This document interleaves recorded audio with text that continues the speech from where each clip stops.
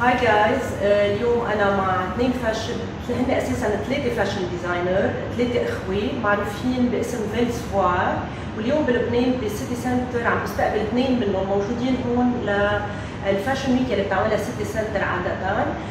In 2 days we will see على runways their fashion show. اليوم رح نتعرف أنا وياكم على زاك وعلى تالا. هن اثنين من الثلاثة الإخوة، ورح يكون حديثنا نحن وياهم بالإنجليش عن الفاشن ديزاين، كيف بلشوا هن 2012، ورح نحكي كيف بلشوا بالديزاين اللي نعرفوا فيه هو البو تاي ديزاين، لبعدين صاروا يعملوا 3 piece casual outfit for men. Can I ask you, how was your start then? So the brand was born out of frustration. We were after a black velvet bow tie, as simple as it sounds. We couldn't find a fuller black velvet bow tie for our older brother's wedding. The standard dicky bow with a very thin silhouette didn't really work with the tuxedos that we had planned for the special occasion. So we decided to get some made, you know, in the fuller shape that we wanted in black velvet. So you were the first client of yourself? Yes, you were the right. first client. Yeah, you could say that. And little did we know that frustration was being felt by a lot of men at that time. This was approximately 5 years ago. And this resulted in our first collection being sold out within 6 weeks, Wow. which was, took us by surprise, but also with, eager enthusiasm to do more. And that's how, the brand came to kind of existence. We're known for our bow ties, and it still remains our biggest seller. That's good. And how did you move on later on? I know that you moved for doing the 3 pieces. That's right. So the collection organically evolved. So we started off with bow tie, then we moved into pocket squares, then we went into ties, the waistcoats, the blazers, the trousers, and recently we've shown our first coat. So now we've kind of gradually, over a period of 5 years, grown from the humble, accessory to the full look. Yeah, that's nice. So we're gonna see maybe a coat over this week. Yeah. We're gonna create some system.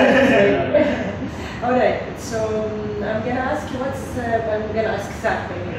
What's the inspiration behind this collection we're gonna see this week over here? So this collection, it's I suppose the ethos we go by is old world charm for the new age dandy.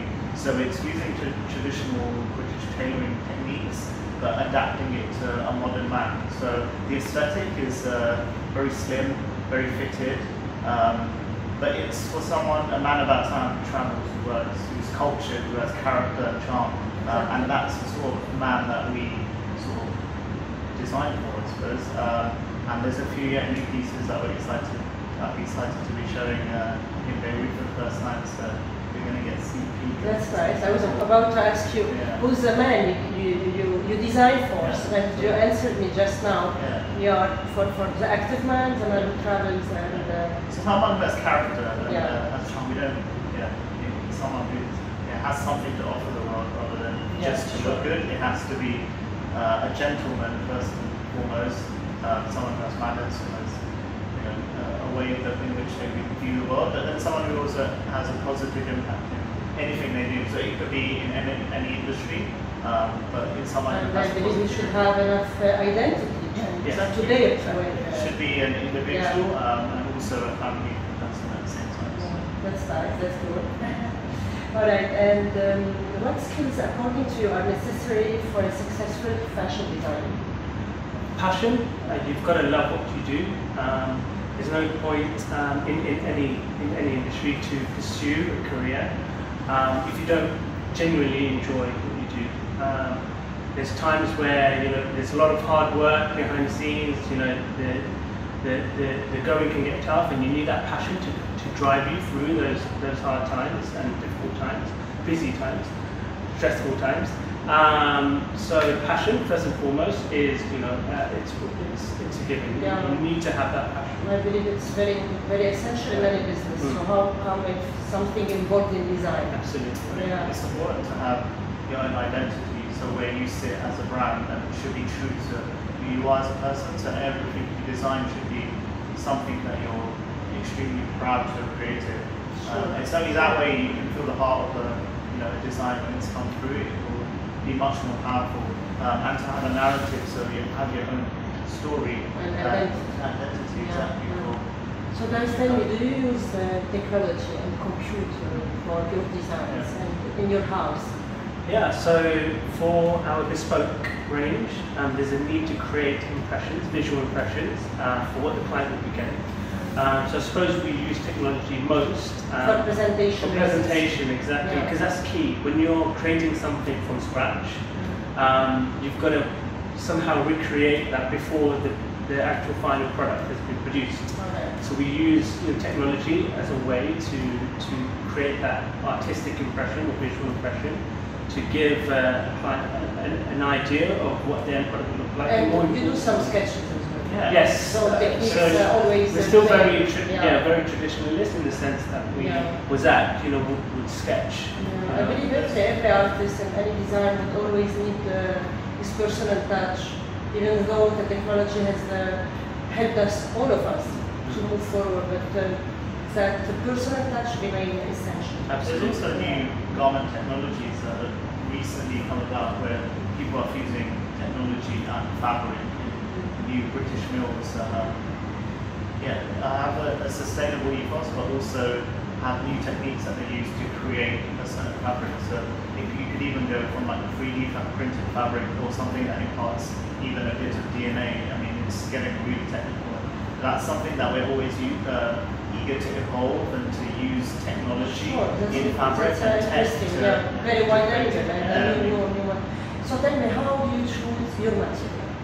Actually, it depends on the collection, the inspiration behind the collection, but we try to use as diverse range of fabrics as possible. Do you get, let's say for summer, you only choose summery fabrics, or you think about maybe you are selling for other countries where it's a little bit cold? Yeah, would your collection be having wintry and summery at the same time? You've got to have kind of consistency and sensitivity to the region that you're designing for, but it also has to play part in the bigger picture of the wider context of the collection.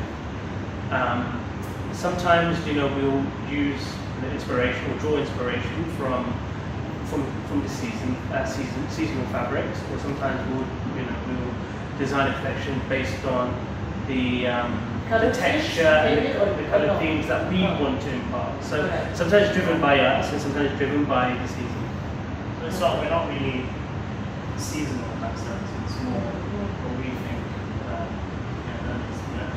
should be. And how would you describe your personal style somehow? I suppose what we're wearing is a good insight. It's no doubt. So I'd say I'd pay more of an interest into English heritage in terms of textures, in terms of I can see that also on your both clothing. You can see the square, the rayure as well. Is this your first visit to Beirut? It is, and we're enjoying it so far. We landed a couple of days ago and we're also that's good, so you have enjoyed the good weather? Yeah. Just ahead of the rain today? Yes, yes. So we're lucky enough to enjoy a trip out to Baalbek as well. That's nice. How you find the Lebanese people so far? Perfect so far, very hospitable. Really friendly. Everyone's really welcoming. And how do you, let's say, how do you think that Lebanese people would perceive your collection? Well, we know Lebanese people are great start, so hopefully with that being said, they'll be able to appreciate what we're bringing to the table. It's a very creative country, and they know exactly what detail is, what good design is, so hopefully they'll see that in our collection. Let's say any of the viewers in the Middle East and would like to contact you or buy any of your merchandise, would you have any selling point in the region? Yeah, so in Dubai, we stock at source in the Dubai Mall. But also, if you're interested in acquiring a bespoke piece, you just come through our website, www.velsvoir.com. and yeah, we can take the post-automation process from there. Yeah. And one more very essential point we didn't talk about is your personal custom-made services. And it's one of the essential parts that grew up with the brand. Can you tell us a little bit about it? Yeah. So it's one of our key strengths is because each piece is handmade in London, we can offer something that's a one-of-one. So it's a bespoke, so only you will have it in the world. And we have a very fast turnaround time because we have a tight handle on that production.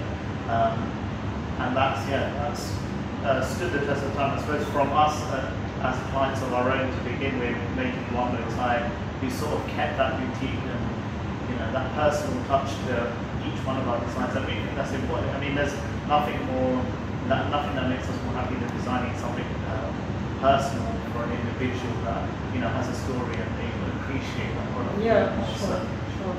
That's a great service that anyone can get.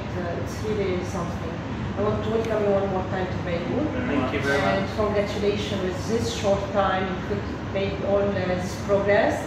And looking forward to see what you'll be giving us on Thursday. All right. Thank you. Thank you.